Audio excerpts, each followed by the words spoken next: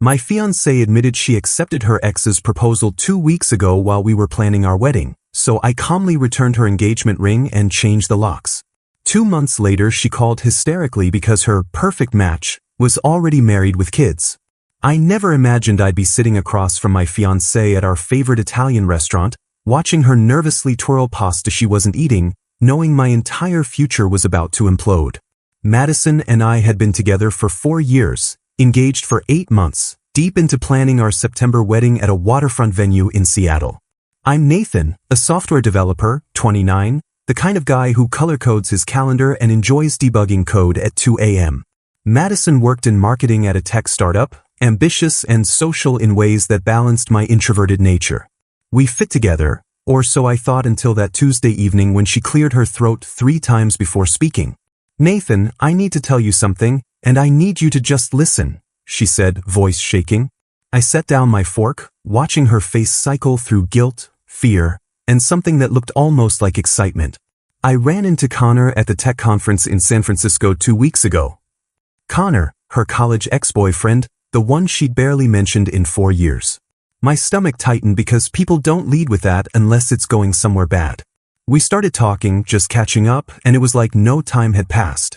He understood things about me I'd forgotten, things about who I was before I became this person who plans everything and worries about metrics. She was talking faster, words tumbling out rehearsed. We met for coffee the next day, then dinner, and Nathan, I felt alive in ways I haven't in years. He proposed at the Space Needle during what was supposed to be a closure meeting, and I said yes. The restaurant noise faded. "You said yes," I repeated, looking at the engagement ring I'd spent 3 months' salary on. 2 weeks ago, while we were confirming our wedding venue and finalizing the guest list, you got engaged to someone else. "I know how this sounds," Madison said, tears forming. "But Connor and I have this connection, this intellectual chemistry that's different." My dad even said after meeting him that Connor was more my intellectual equal, someone who really challenges me. I should have felt rage, should have made a scene. Instead, odd calm settled over me, the focused clarity I get debugging complex code. "Give me your hand," I said quietly. Madison looked confused but extended her left hand. I gently removed the engagement ring and placed it in my jacket pocket. "You have 48 hours to move out of the loft. I'll stay at my sister Jennifer's until Friday. After that, locks get changed." "Nathan, wait, we should talk like adults," she said, panic replacing tears. "Handle the deposits, the gifts, the announcements. You should have thought about that before accepting another man's proposal while wearing my ring," I replied, standing and placing 20s on the table. "Talk to your intellectual equal about logistics. I'm sure he'll have brilliant insights." I walked out, hands steady, mind cataloging what needed doing. Call Jennifer, document everything, separate finances, protect myself legally. Behind me, Madison called my name. I didn't turn around. The next day at Jennifer's, my lawyer sister and I reviewed everything over coffee while my phone exploded with Madison's family messages. Her father Richard texted about how sometimes people need to follow their hearts even if timing is unfortunate. Her mother called twice about how these things happen, and Madison's always been passionate. Her brother Tyler messaged, "Dude, this is messed up, but she seems really happy with Connor. Maybe it's for the best." Jennifer snorted, reading over my shoulder. "They're acting like she discovered cosmic truth instead of just cheating. We need to check finances immediately. Someone capable of secret engagements is capable of other things." That night in Jennifer's guest room, I finally let myself feel it. Not dramatic breakdown, but deep aching betrayal mixed with unexpected relief. Madison had shown exactly who she was. I dodged worse than a broken engagement. I dodged a lifetime with someone who could look me in the eye daily for 2 weeks, plan our future, and never mention she'd promised that same future elsewhere. My phone buzzed. "Nathan, please, we need to talk rationally. Connor and I didn't plan this. Sometimes love finds you unexpectedly. You deserve someone who loves you like I love Connor. This hurts now, but one day you'll thank me for being honest." I screenshot it for Jennifer, then blocked the number. Right then, I decided to handle this with methodical precision. Document everything, protect myself legally, walk away from Madison's chaos with dignity intact. I had no idea that 48 hours later, going through our apartment before changing locks, I'd discover evidence transforming hurt into cold, calculating determination to ensure Madison never played victim in our story. Thursday afternoon, I returned to our downtown loft with Jennifer and a locksmith, expecting to just change locks and catalog what Madison had taken. Walking through felt surreal, like touring a museum of an ended life. Her closet half empty, bathroom counter cleared of expensive skincare products. I was maintaining composure until I opened her nightstand drawer looking for spare keys and found a folder labeled Wedding Planning. But it wasn't our wedding inside. Receipts, hotel confirmations, printouts for her and Connor. A custom Omega watch purchased 3 weeks ago for $4,200 with a gift note. For my real future, can't wait to spend forever with you. Hotel receipts from Portland, 2 separate weekends when she'd claimed girls' weekends with college friends. Romantic restaurant reservations, wine tastings, couples spa packages. All paid from our joint savings account we'd been building for our Japan honeymoon. I sat on the bed doing math that made my chest tight. Jennifer found me 20 minutes later, methodically photographing receipts with my phone. "Nathan, what did you find?" she asked, seeing my face. "She's been planning this at least a month," I said, eerily calm.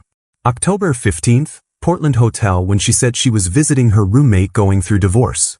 October 23rd, another Portland weekend during her supposed team retreat. November 2nd, this custom watch, same day she reminded me to finalize our wedding bands. Jennifer grabbed the folder, lawyer brain activated. "This is financial fraud. Over $12,000 withdrawn from your savings in 6 weeks. $12,000 of careful budgeting and smart investing, transformed into romantic gestures for another man." I pulled up our banking app, seeing withdrawals I'd been too trusting to scrutinize. "She listed them as wedding expenses," I said, almost laughing at the audacity. I thought she was handling vendor deposits. Jennifer was already calling her banking contact to document everything and file fraud claims. While she made calls, I continued searching, finding more evidence. A burner phone in her gym bag with hundreds of texts to Connor about how Nathan's so predictable and he'll never suspect anything. Photos together she'd never posted publicly, keeping Instagram carefully curated to show only our relationship. The locksmith finished while I boxed everything Madison left behind. The coffee maker I'd bought for her birthday, she told Connor she hated my cheap taste in appliances. Books I'd given her, unread, while she'd apparently devoured Connor's recommendations. Someone knocked. Through the new peephole, Rachel, Madison's sorority best friend. We'd been cordial at countless dinners. I opened cautiously. "Nathan, I'm so sorry," Rachel said, genuinely distressed. I tried warning her this was insane, that Connor was probably playing her, that she was destroying something real for fantasy. She cut me out 2 weeks ago for not being supportive of her true love. "You knew?" I asked. 3 weeks ago I saw them at a Portland restaurant. I was there for work, and there's Madison having intimate dinner with some guy who definitely wasn't you. When I confronted her, she made me promise not to tell because she needed time to figure out feelings and didn't want to hurt you unnecessarily. I should have told you immediately. I was exhausted to be angry. She would have done this anyway. "For what it's worth," Rachel continued, "I told her Connor seems too good to be true. The way he just happened at that conference, immediate proposal, supposedly successful tech entrepreneur, but I can't find real information about his company online. Something feels off." Madison called me jealous and toxic when I suggested she verify his background. That caught my attention. Rachel showed me her research. Connor's digital presence was oddly minimal for someone supposedly in tech leadership. "I think he might be running some con," Rachel said. But Madison's desperate to believe this intellectual soulmate fantasy. Her parents encourage it because Connor said right things about appreciating their daughter's intelligence. They think you held her back.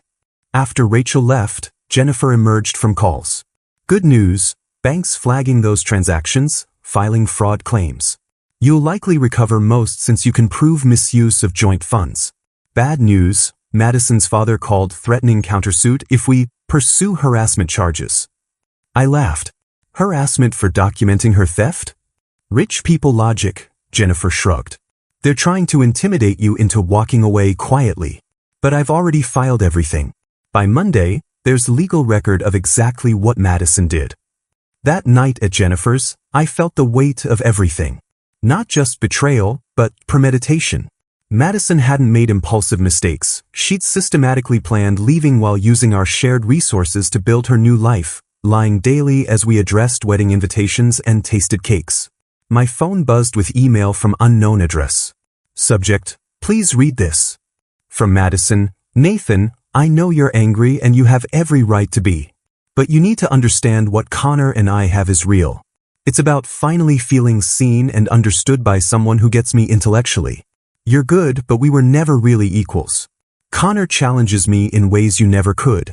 I'm sorry I hurt you, but not sorry I found my person. Please don't make this harder.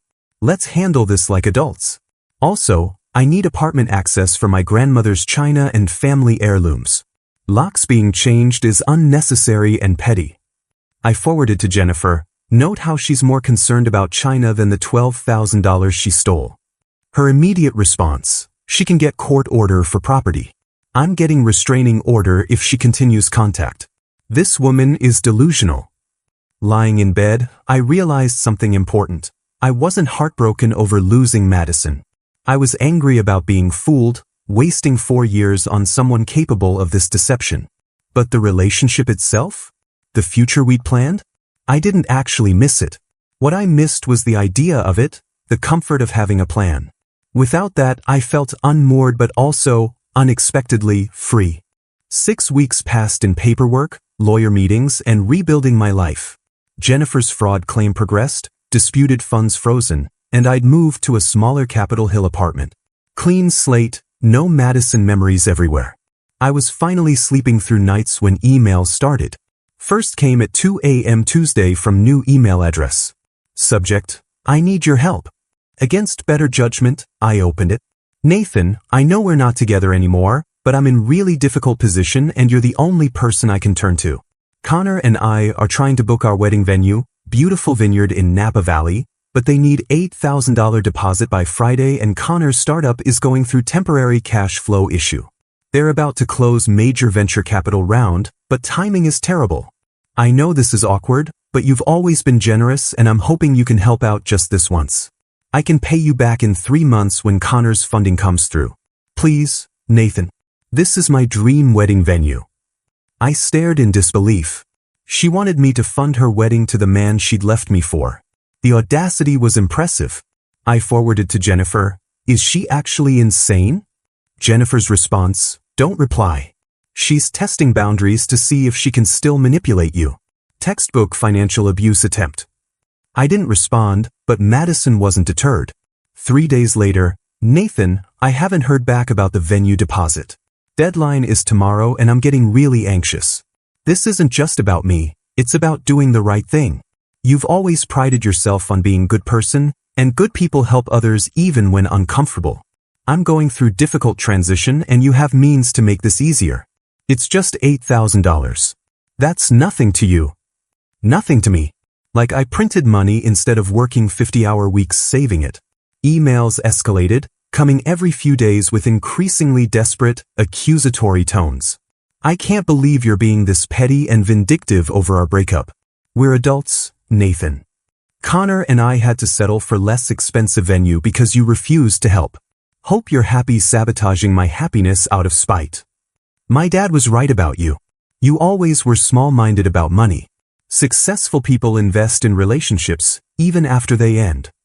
Then nostalgia tactics. Remember when you said you'd do anything to make me happy? I guess that was only true when you thought you owned me.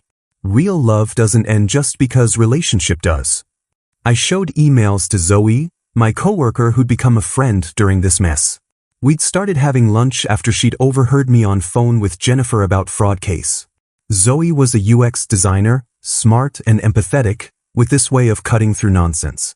She's literally asking you to pay for her wedding to another man, Zoe said, shaking her head. That's delusional entitlement.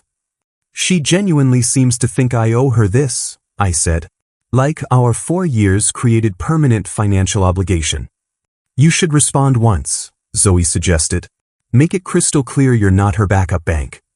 I typed single reply. Madison, I will not provide any financial assistance to you, now or ever.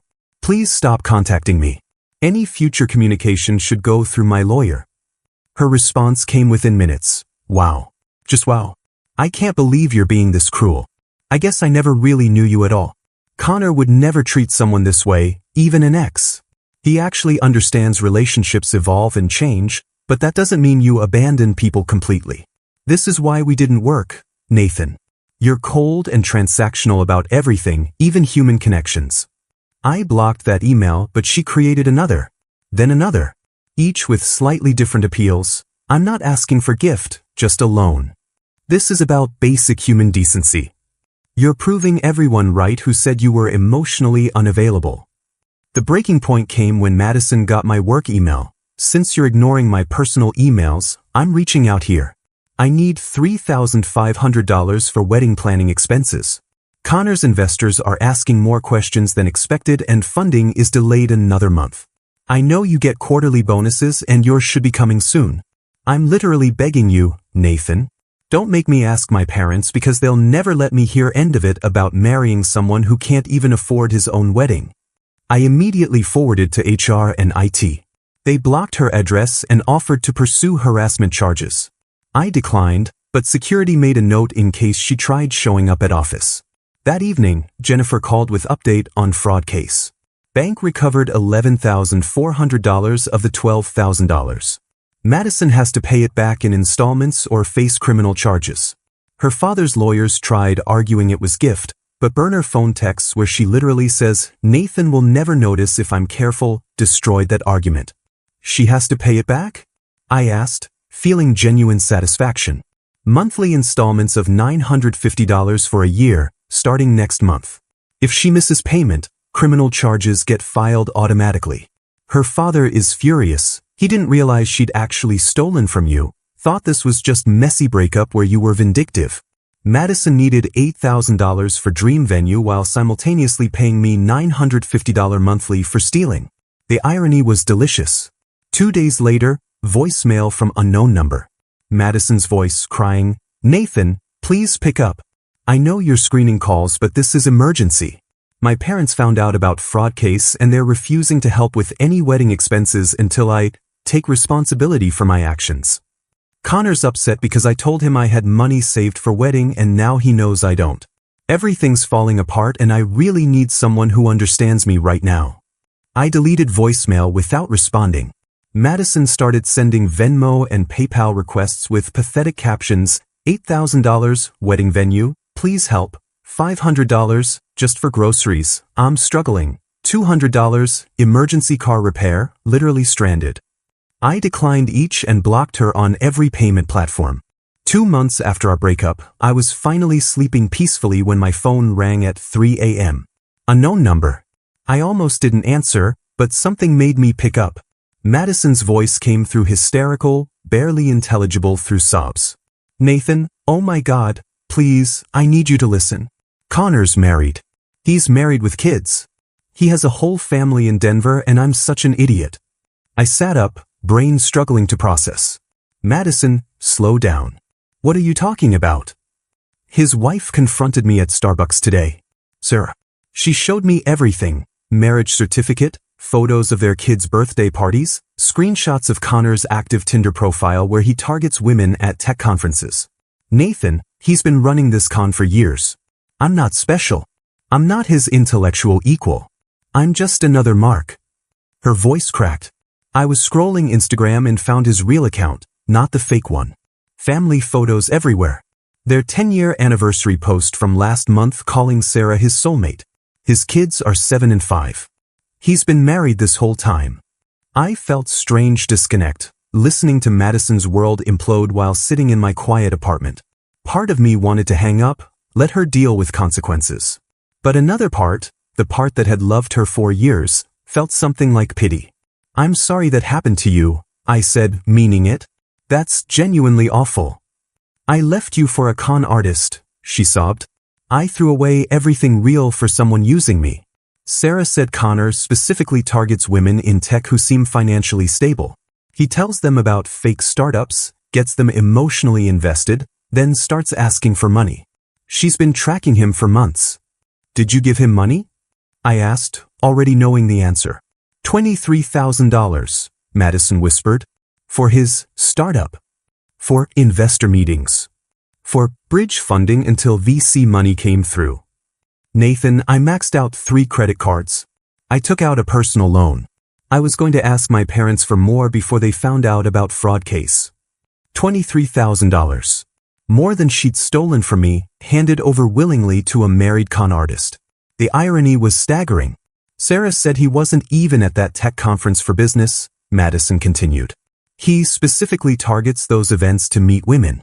The Space Needle proposal talks about intellectual connection, the way he made me feel special, all a script he's used before. I found posts from other women on a forum. He used exact same lines on all of us. I could hear her spiraling. Where are you now? At my mom's. Crying on her couch like pathetic cliché. Sarah found me because Connor used my name on hotel reservation, tracked me through work profile. She wasn't even angry at me, Nathan. Almost sympathetic, like I was just another victim of her husband's hobby. Madison's voice grew smaller. She showed me his fake startup website. Completely fabricated. Team photos are stock images. Office address is a UPS store. Venture capital firms he claimed were interested don't exist. Connor doesn't even work in tech. He's freelance photographer who runs elaborate cons on the side. A freelance photographer. Madison had left a successful software developer for a con artist photographer who sold her fantasy startup story. I went to police, Madison said.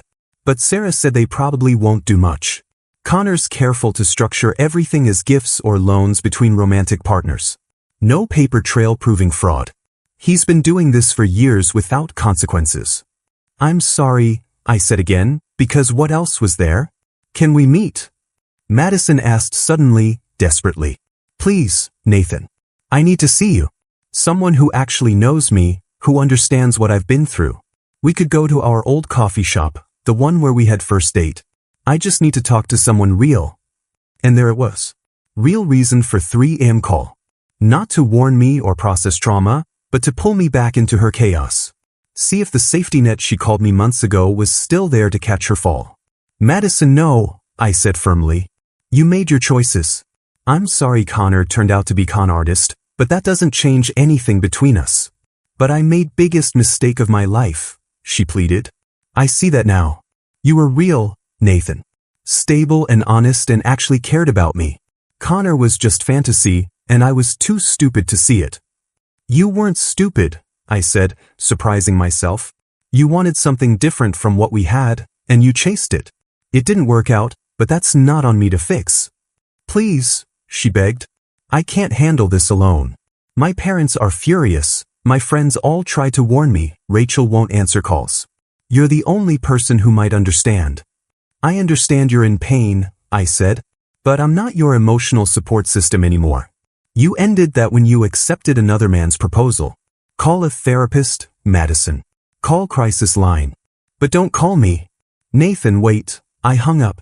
Hands shaking, adrenaline pumping. I sat in dark for a long time, processing. Connor was married. Madison had been conned out of $23,000.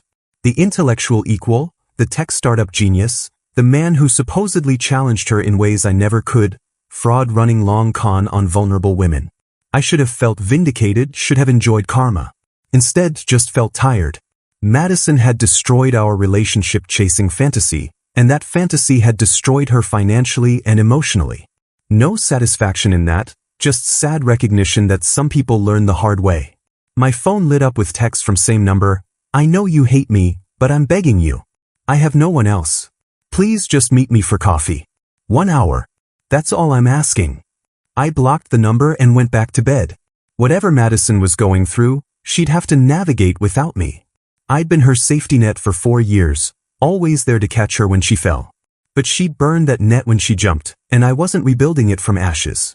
Zoe was right, Madison wasn't done. 3 days after the 3 a.m. call, packages started arriving at my apartment. Thai food from our favorite restaurant with note. Remember when we'd order this every Friday? I miss our traditions. I gave the food to my neighbor and threw away the note. Next day, handwritten letter arrived, 5 pages detailing her growth journey and therapy insights. Dr. Peterson says I have attachment issues stemming from childhood instability, which made me susceptible to Connor's manipulation. But recognizing patterns is first step to breaking them. You represented stability, Nathan, and I took that for granted because I'd never experienced real security before. I'm learning to value consistency over excitement. I skimmed the rest, words about gratitude, mistakes, second chances, and filed it with other evidence Jennifer was keeping. Then came the PowerPoint presentation via email. Subject line: Why we're meant to be a data-driven analysis. I opened it out of morbid curiosity. Slide 1. Compatibility metrics, a retrospective. Slide 2. Charts showing our shared values alignment and long-term goal synchronization. Slide 3. Mistakes were made, a statistical analysis of poor decision-making. She'd created graphs comparing relationship stability factors between me and Connor, with Connor scoring 0 across every category. Final slide. Proposed path forward, rebuilding trust through measurable actions. It was simultaneously impressive and completely delusional. She thought she could logic her way back into my life with charts, like our relationship was a business proposal needing better data visualization. I showed it to Zoe during lunch. She nearly choked laughing. She made a PowerPoint? An actual PowerPoint trying to win you back. With pie charts, I confirmed. Look at this one, time investment comparison, quality versus quantity. The audacity, Zoe said, scrolling through slides. She's treating your relationship like quarterly earnings report. Market analysis suggests Nathan offers superior ROI compared to fraudulent alternatives. We both cracked up, but my laughter died at the end. She CC'd this to her therapist for professional validation of her readiness for reconciliation. That's either HIPAA violation or therapist doesn't exist, Zoe observed. Either way, this is getting creepy. Emails continued daily, each more desperate. Madison had apparently told her therapist, real or imagined, all about me, and now felt I should know she was doing the work to become worthy of second chance. Then came the call from Madison's father. I almost didn't answer when I saw Richard's name, but curiosity won. Nathan, it's Richard. I hope you'll hear me out. His voice had lost that condescending edge. I'm listening, I said cautiously. I was wrong about Connor. About the whole situation. Madison's mother and I encouraged something we shouldn't have. We thought Connor represented success and ambition, but failed to see that real stability was already there. With you. I waited, saying nothing. Madison's devastated. Not just about Connor being fraud, but about losing you. She's been in therapy 3 times a week, trying to understand why she sabotaged something good. Her mother and I want to help make this right. How exactly? I asked. I'm prepared to invest in your startup. The one you mentioned at Thanksgiving, the project management software. I've looked into it, and I believe it has real potential. Consider it an apology and investment in your future. Our future, if you're willing to give Madison another chance. So that's where this was going. Richard trying to buy his daughter's happiness. Let me get this straight, I said slowly. You want to give me money for my business in exchange for dating your daughter? Not exchange, exactly. Just showing good faith. Madison's serious about changing. She's cut off old friends who encouraged superficial lifestyle. She's budgeting, working extra hours to pay back that loan. She's genuinely trying. Richard, I appreciate the offer, but no. My answer was no when Madison asked for wedding money, and it's no now when you're offering investment money. I'm not for sale. Nathan, please. Just think about it. Madison's my daughter. Seeing her this broken. She made mistakes, but she's paying for them. Doesn't she deserve chance at redemption? She deserves a chance, I agreed. Just not with me. I hope she finds happiness, Richard. But I've moved on. I hung up. An hour later, Madison texted from another new number. My dad called you, didn't he? I didn't ask him to do that, I swear. He's just desperate to fix things because he feels guilty. But Nathan, please don't let his interference ruin any chance we might have. I love you. I've always loved you, even when I was too stupid to realize what that meant. I didn't respond, but messages kept coming. I'm not the same person who left you. Losing everything through Connor, my savings, my dignity, it changed me. My therapist says I was running from intimacy because true vulnerability scared me more than being alone. Connor was safe because he was fake. You were terrifying because you were real. Please just talk to me. 5 minutes. That's all I'm asking. I blocked that number too, but Madison had learned persistence. Flowers started arriving at my workplace. Not small bouquets, massive arrangements that made coworkers whisper. Each came with cards. Forgiveness is divine. Everyone deserves second chance. Love means never giving up. HR called me in after 5th delivery. Nathan, we need to talk about the flower situation, my manager Karen said, looking uncomfortable. It's disrupting office environment, and some colleagues are concerned this might escalate. I've blocked her on everything, I explained. I don't know how to make her stop. We can help with that, Karen said. We'll refuse all deliveries addressed to you and contact her employer about harassment.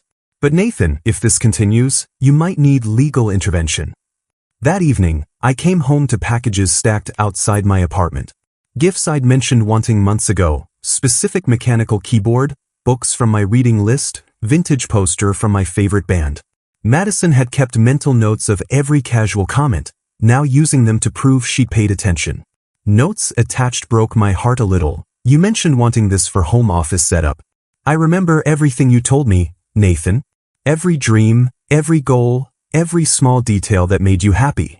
I took it all for granted, but I remember now. I donated everything to Goodwill unopened and changed delivery instructions to refuse all packages. Final straw came when Madison's mother showed up at my apartment one Sunday morning. I opened door to find Patricia standing there, looking smaller and more vulnerable than I'd ever seen her. Mrs. Anderson, I said, shocked. Nathan, please, I just need a moment. May I come in? Against better judgment, I let her in. She sat on my couch, twisting tissue in her hands. Madison's destroying herself, Patricia said. She's not eating, barely sleeping. All she does is work and go to therapy and try to figure out ways to reach you. I'm scared for her, Nathan. As mother, I'm terrified. I'm sorry she's struggling, I said carefully. But that's not my responsibility anymore. I know. But seeing your child in pain, we pushed her toward Connor. Richard and I thought success meant money and status. We taught her to value wrong things. This is our fault as much as hers. Madison made her own choices, I said. She's adult. She was adult we raised to believe love should look like transaction, Patricia countered. That relationships should elevate social status. When she met Connor, she saw dollar signs and prestige. When she was with you, she saw comfort, stability, things we taught her to take for granted instead of treasure. I didn't know what to say. She's written you letter. Patricia pulled envelope from her purse. She's been working on it in therapy for weeks. Will you at least read it? I took letter but didn't open it. Mrs. Anderson, I hope Madison finds peace and happiness. I really do. But it won't be with me. Please tell her to stop. Stop the gifts, messages, attempts to reach me through family. It's over. Patricia left looking defeated, and I put unopened letter in drawer. 3 weeks later, Zoe invited me to a charity tech gala her company was sponsoring. You need to get out and network, she said. Plus, open bar and I hate going to these things alone. I'd been spending more time with Zoe lately. What started as friendly lunches had evolved into weekend coffee meetups, movie nights, dinners where we split checks without drama. She was easy to be around, sharp and funny without constant need for validation Madison had required. When she asked me to the gala, something shifted. This wasn't just friends attending an event. This was a date, even if neither of us said it explicitly. I showed up in my best suit and found Zoe waiting in the hotel lobby, wearing stunning red dress that made me forget how to form coherent sentences for solid 10 seconds. You clean up nice, she said, smiling. You look incredible, I managed, offering my arm. She took it naturally, and we walked into the ballroom. That's when I saw Madison standing near silent auction tables, wearing the exact dress she'd planned for our rehearsal dinner. Champagne-colored silk that had cost more than my monthly rent. She looked thinner, fragile in ways that had nothing to do with weight. When our eyes met across the room, her face went through shock, hurt, then desperate determination. She started walking toward us, her mother materializing beside her like backup quarterback. Nathan, Madison said, voice trembling. I didn't know you'd be here. Madison, I acknowledged, keeping my arm linked with Zoe's. This is Zoe. Zoe, this is Madison. We've heard about each other, Zoe said pleasantly, offering her hand. Contrast between them was stark. Zoe confident and relaxed, Madison barely holding herself together. Patricia stepped forward, clearly on mission. Nathan, I'm glad we ran into you. Madison has something she'd like to say, and I hope you'll give her courtesy of listening. She's been working incredibly hard on herself these past months. Madison pulled folded paper from her clutch. I know you didn't read my letter, but I've been attending therapy sessions specifically focused on repairing broken trust. Dr. Peterson even wrote letters supporting my readiness for reconciliation. Please, just read it. She tried to hand me the paper. I didn't take it. Madison, I appreciate your working on yourself. That's important. But it doesn't change anything between us. How can you say that? Her composure started cracking. I've done everything right. Taken responsibility, gone to therapy, cut toxic people from my life. I've learned humility, Nathan. I understand value of authentic partnership now. Isn't that what you wanted? What I wanted was partner who didn't get engaged to someone else while planning our wedding, I said calmly. You've grown. That's wonderful. But growth doesn't erase actions. Zoe's presence beside me seemed to register fully then. Madison's eyes went to where Zoe's hand rested on my arm, natural intimacy of how we stood together. How long has this been going on? Madison demanded, voice rising. How long have you been seeing her? That's none of your business, I said. But for the record, unlike you, I actually ended one relationship before starting another. Madison turned to Zoe, desperation replacing anger. You don't know him like I do. You don't know about his morning routines, his weird habit of organizing code by color, how he needs exactly 3 ice cubes in his bourbon. I know every detail of who he is. Actually, Zoe said gently, he uses 4 ice cubes now. People change, Madison. Nathan's not the same person you left either. That simple observation seemed to hit Madison harder than anything else. Realization that while she'd been frozen in therapy trying to become worthy of past relationship, I'd been moving forward, changing, becoming someone new. Nathan, please, Madison's voice broke completely. Don't throw away what we had over pride. I made mistake, biggest mistake of my life. But I'm begging you, can't we at least try? Doesn't 4 years mean anything? It meant everything, I said quietly. Past tense. You didn't make mistake, Madison. You made series of calculated choices over weeks and months. You stole from me, lied to me, chose someone else. That's not mistake. That's who you are when you think you can do better.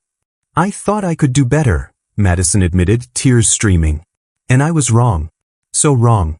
Connor destroyed me, Nathan. Financially, emotionally, destroyed my reputation. And through all of it, all I could think was that you would never have done this to me. You would have protected me, valued me, actually been what you promised. And you would have kept taking me for granted, I said. Because that's what you do, Madison. You don't value stability until it's gone. You don't appreciate consistency until you've experienced chaos. I don't want to be safe choice you settle for after exciting option blows up. Patricia tried intervening. Nathan, surely you understand people make poor decisions when confused about what they want. Madison's not confused anymore. She knows exactly who she wants. Mrs. Anderson, with all due respect, Madison knowing what she wants now doesn't obligate me to provide it. Some bridges burn so completely that not even ashes remain. Finality in my voice seemed to penetrate Madison's desperation. Her shoulders slumped, mascara streaking cheeks. So that's it? You're just going to walk away with her and pretend 4 years meant nothing? I'm going to walk away because 4 years did mean something, I corrected. It meant I loved someone who didn't love me back the same way. Who saw me as placeholder until something shinier came along. I deserve better than that. And honestly, so do. But you won't find it by trying to resurrect something you killed. Madison opened her mouth to respond, but nothing came out. Patricia took her daughter's arm, looking decades older. We should go, sweetheart, Patricia said softly. I'm sorry, Madison whispered, not to me specifically, just to the universe. I'm so sorry for all of it. Zoe and I watched them leave, Madison leaning heavily on her mother, champagne dress that was supposed to celebrate our future now just another symbol of poor choices and broken dreams. "Are you okay?" Zoe asked once they were gone. I thought about it honestly. Yeah, I actually am. That was closure I didn't know I needed. "She really did love you," Zoe observed. "In her own broken way." "I know. But broken love isn't enough. Not anymore." 6 months later, Zoe and I moved into a modern condo in Bellevue with rooftop garden where we grew herbs and vegetables for our cooking experiments. We'd painted the office space together, arguing good-naturedly about whether sage green or light gray was more conducive to productivity. Zoe won with sage green, and she was right. It looked perfect. My software startup secured legitimate funding, not from Madison's father, but from venture capital firm that actually believed in the product. The mental health app we were developing focused on relationship patterns and emotional intelligence, helping people recognize red flags before they became catastrophic. Ironic that my failed engagement had led to creating something that might help others avoid similar disasters. I brought Zoe on as lead UX designer. Watching her work was fascinating. She approached problems with combination of empathy and logic that made users feel understood while maintaining clean, functional design. Our first beta testers said the app felt like having really insightful friend who actually knows what they're talking about. I deleted most social media months ago, keeping only LinkedIn for professional networking. But occasionally I'd hear updates through tech community grapevine. Madison's social media presence had vanished after screenshots of Connor's wife's confrontation went viral in our industry. She'd become cautionary tale, the woman who left stable relationship for con artist, complete with PowerPoint presentations and workplace flower deliveries. Rachel reached out once to tell me Madison had moved to Austin to work remotely for startup incubator. "She's trying to rebuild somewhere people don't know the story," Rachel explained. "How is she?" I asked, surprising myself by caring. "Getting better, I think. She's in therapy still, actually working on herself instead of trying to become what she thinks someone wants. It's hard watching someone you love learn humility the hardest way possible." I understood that. Despite everything, I didn't wish Madison pain. I just didn't want to be part of her healing journey. One evening in early spring, I was debugging code when my phone buzzed with notification. Email from address I didn't recognize, subject line simply, "Closure." I almost deleted it unread, but something made me open it. "Nathan, I know you probably don't want to hear from me, and I'm not asking for response. I'm writing this as part of my therapy work, making genuine amends without expecting forgiveness. I'm sorry for everything. Not just for leaving you for Connor, but for years before that when I took you for granted. For treating you like safety net instead of partner. For measuring your worth by how you made me look instead of how you made me feel. Connor was con artist, but I conned myself into believing I deserved better than what I had. Truth is, I didn't deserve you at all. You were kind, consistent, thoughtful, all things I'd been taught to see as boring instead of beautiful. I destroyed something real chasing fantasy, and I have to live with that. I hope you're happy, Nathan. I mean that genuinely. Not bitter. I hope you're happy, people say when they're actually miserable, but real hope that you found what you deserve. Someone who values stability, who appreciates your attention to detail, who understands that love isn't about constant excitement but about showing up every day. I'm sorry for everything, and I hope one day I can look back on this without crushing weight of regret. But mostly, I hope you've moved forward without looking back. Goodbye, Nathan. Thank you for 4 years, even if I didn't appreciate them at time. Madison, I read it twice, looking for manipulation or hidden requests. But it seemed genuine, real apology without expectations. I saved it to folder Jennifer and I had created for documentation, then closed my laptop. Everything okay? Zoe asked, emerging from bedroom where she'd been sketching new interface designs. Madison sent an apology email, I said. Actual apology or, "I'm sorry but maybe we could try again" apology? Actual apology. Therapy homework, probably, but it seemed sincere. Zoe sat beside me on couch, our rescue dog Debug immediately jumping up to join us. We'd adopted him 3 months ago, scruffy terrier mix with one ear that flopped and another that stood straight up. Madison had always wanted designer breed dog, something Instagram-worthy. Debug was perfect in his imperfection. Are you going to respond? Zoe asked. I thought about it honestly. No. She said she didn't expect one, and I think responding would just reopen doors that need to stay closed. She's working on herself, I'm building something new. That's enough closure for both of us. Zoe nodded, understanding without needing explanation. That was the thing about being with someone secure. You didn't have to justify every decision or prove commitment constantly. She just trusted me. We spent next hour working on the app, debug snoring between us, Seattle's skyline visible through our windows. This was what happiness looked like. Not grand gestures or dramatic declarations, but quiet evenings with someone who made ordinary moments feel meaningful. Month later, I ran into Rachel at tech conference. She looked happier, more relaxed. Nathan, I heard about your funding round. Congratulations on app launch. Thanks. How are you? Good. Really good.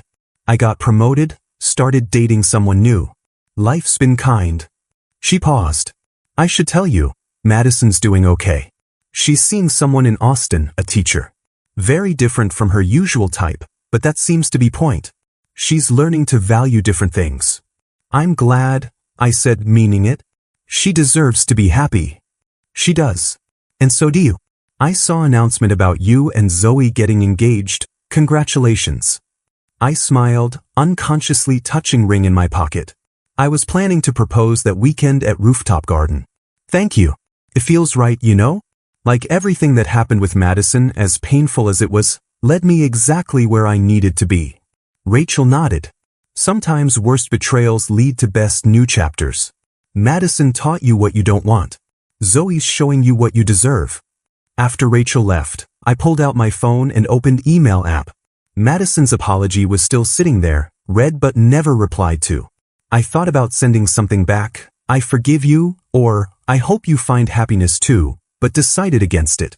Some stories don't need perfect endings. They just need to end. That weekend, I proposed to Zoe in our rooftop garden, surrounded by herbs we'd planted together. She said yes before I'd finished asking, laughing and crying and calling me idiot for being nervous. Did you really think I'd say no? She asked, examining ring through happy tears. I had whole speech prepared, I admitted. 3 drafts actually. Of course you did, she said, kissing me. That's so perfectly you. I never heard from Madison again. Through grapevine, I learned she eventually married the teacher, had small ceremony in Austin, seemed genuinely content with quieter life than she'd once imagined wanting. She'd found her own version of happiness, and I was genuinely glad. As for me, Zoe and I got married in small ceremony at Bellevue Botanical Garden. Jennifer was my best woman, making jokes about how this wedding actually happened unlike last one I'd planned. Our app launched successfully, helping thousands of couples recognize unhealthy patterns. And Debug learned to ring bell when he wanted outside. Sometimes I thought about that night in Italian restaurant when Madison told me about Connor, how calm I'd felt removing her ring, how clearly I'd seen end of something I'd thought would last forever. At time, it felt like my life was falling apart. Looking back, I realized it was actually falling into place. The greatest revenge wasn't hatred or vindication. It was building something better with someone who actually wanted to be there. It was finding peace not in Madison's downfall, but in my own rise. It was learning that sometimes best thing someone can do is walk away and let you discover what you really deserve. And what I deserved, I found in Sage Green office with women who thought my organizational habits were charming instead of controlling, who valued stability instead of just settling for it, who chose me first and kept choosing me every day. That was real ending, not revenge, not karma, just quiet satisfaction of knowing I dodged bullet, learned from it, and found something infinitely better on other side.